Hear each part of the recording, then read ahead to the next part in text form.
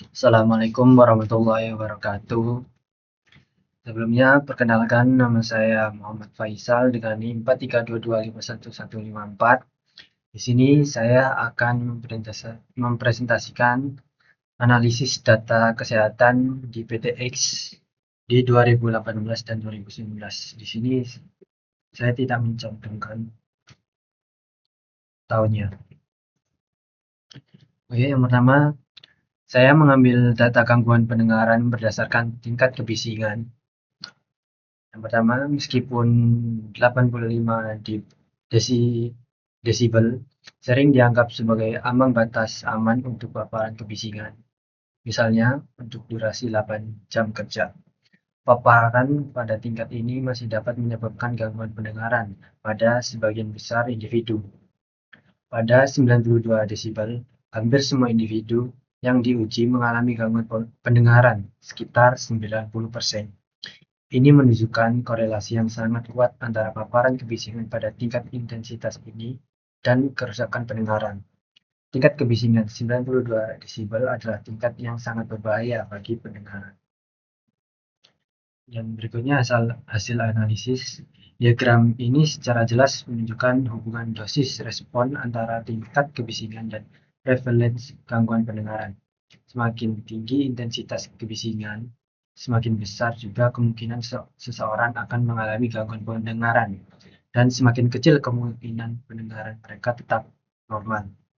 Data ini menggarisbawahi pentingnya langkah-langkah pengendalian kebisingan yang ketat dan program konservasi pendengaran yang efektif di lingkungan kerja atau area lain dengan tingkat kebisingan tinggi.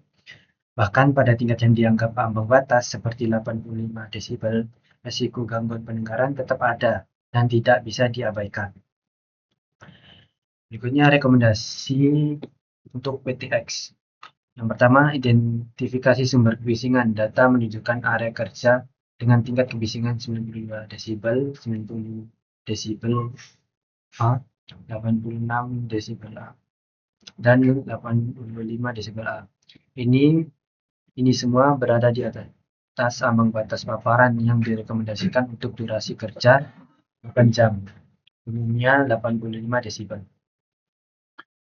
Perusahaan harus secara sistematis mengidentifikasi sumber kebisingan di setiap area ini, mengurangi kebisingan di sumbernya melalui isolasi mesin, peredam suara atau muffler, atau mengganti peralatan dengan yang lebih senyap. Yang ketiga, mengimplementasikan penghalang suara atau penutup akustik di sekitar mesin yang menghasilkan kebisingan tinggi. Yang keempat, membatasi waktu paparan kerja di area dengan kebisingan tinggi, menggunakan rotasi pekerja. Lalu yang kelima, menyediakan area istirahat yang tenang bagi pekerja yang terpapar kebisingan. Dan yang terakhir, jadwal pemeliharaan rutin untuk peralatan yang bising untuk memastikan efisiensi dan mengurangi kebisingan yang tidak perlu. Lalu data yang kedua, saya mengambil data gangguan hipertensi berdasarkan tingkat usia. Yang pertama, kelompok usia 50-60 tahun memiliki jumlah kasus hipertensi tertinggi dibandingkan kelompok usia lainnya.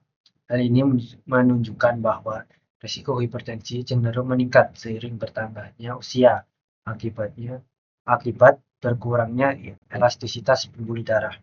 Yang kedua, sebaliknya kelompok usia 41 hingga 50 tahun memiliki jumlah pekerja dengan tekanan darah normal terbanyak.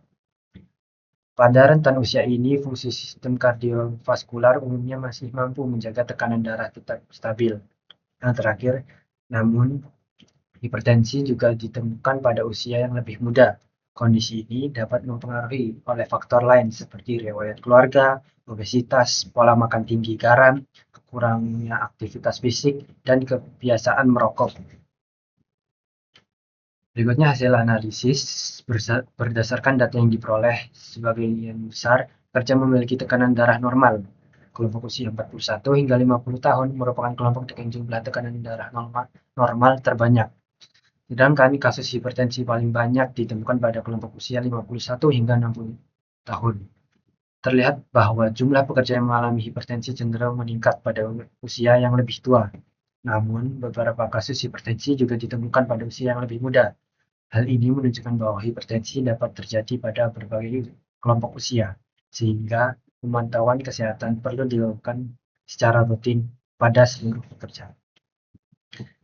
Yang berikutnya ada rekomendasi untuk PTX. Yang pertama, pemeriksaan tekanan darah secara berkala perlu dilakukan untuk mendeteksi hipertensi sejak dini, karena kondisi ini seringkali tidak menimbulkan gejala pada tahap awal.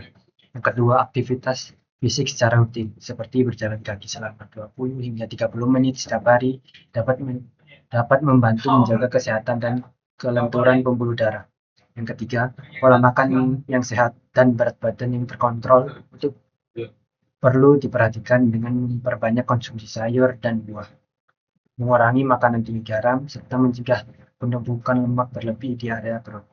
Yang terakhir, mengurangi kebiasaan yang berdampak buruk bagi kesehatan seperti merokok dan mengonsumsi alkohol dapat membantu menurunkan risiko peningkatan tekanan darah akibat penyempitan pembuluh darah.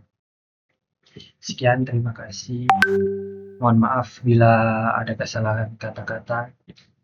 Wassalamualaikum warahmatullahi wabarakatuh.